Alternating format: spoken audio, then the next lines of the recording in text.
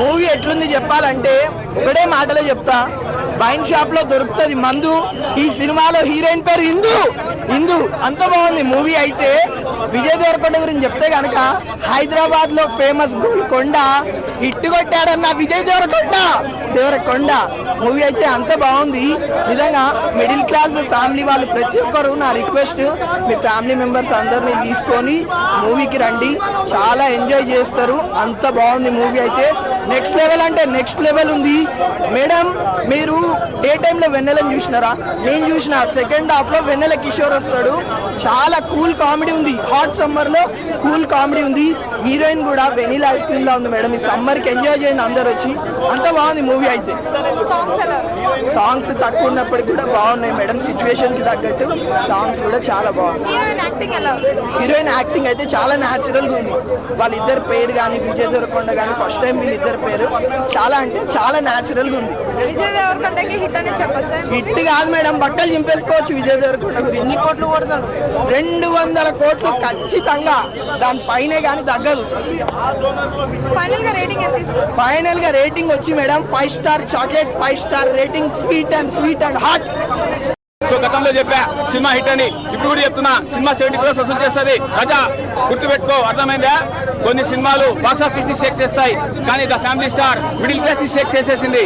So each and middle class family అంటే నేను రిచ్లే కానీ ఆ మిడిల్ క్లాస్ ఫ్యామిలీ చూడొచ్చు, అర్థమైందా? This is the movie. ఇంకేం కావాలా? ఎన్ని డౌట్? చాలా రోజుల తర్వాత కాదు, గత సినిమా కూడా హిట్టే. తమిళంలో బ్లాక్ బస్టర్ తెలుసా? ఇది కూడా ఇక్కడ బ్లాక్ బస్టర్ అవుతుంది. తమిళంలో నార్మల్ గా వస్తుంది, తెలుగులో blockbuster movie. So Vijay దేవరకొండకి మొన్న మూవీ కూడా చెప్పాము 50 crore కలెక్ట్ చేసి అన్న, 50 crore కలెక్ట్ చేసింది. ఇది 70 crore కలెక్ట్ చేస్తుంది. This is my guarantee. Nice movie రాజా, నో ప్రాబ్లం. అడగండి అమ్మా. మృణాల్ యాక్టింగ్ నాకు కూడా అనిపిస్తుంది ఏవండి అని అనిపించుకోవాలని, but where is my Mrunal Thakur నాకు కనపడట్లేదు. సో ఈ ఏవండి అనేటువంటి డైలాగ్ ఎవరైతే ఉందో, ఎవడైతే యూత్ ఉంటాడో, ఎవడైతే పిల్లా పితకతో ఉంటాడో వాడికి కూడా కనెక్ట్ అయిపోతాడు ఆ ఏవండి అనేటువంటి డైలాగ్. ప్లీజ్ నాకు కూడా ఒక మ్యాచ్ చూడండి, ఎవరన్నా ఏవండి అంటారేమో. ఓకేనా?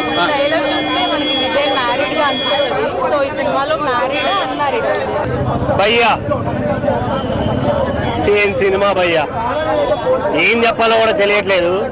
వీళ్ళు సినిమా స్టోరీల మీద పెట్టే కాన్సన్ట్రేషన్, ఐ మీన్ ప్రమోషన్ మీద పెట్టే కాన్సన్ట్రేషన్ స్టోరీల మీద, తీసే విధానం మీద పెట్టుంటే చాలా బాగుంటుంది.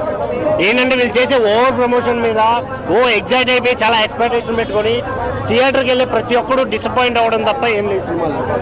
ఈ మధ్య వచ్చేసి ప్రతి సినిమా అంతే అవుతుంది ఆల్మోస్ట్. ఎందుకంటే ఇప్పుడు ఈ సినిమా తీసుకుంటే ఎప్పటి నుంచో ఫ్యామిలీ స్టార్ వస్తుంది, డేట్లు అంటే ఏ సినిమాకి డేట్ ఇవ్వకుండా నాకు సింగిల్ డేట్ కావాలని వచ్చారు. ఏం చేశారు?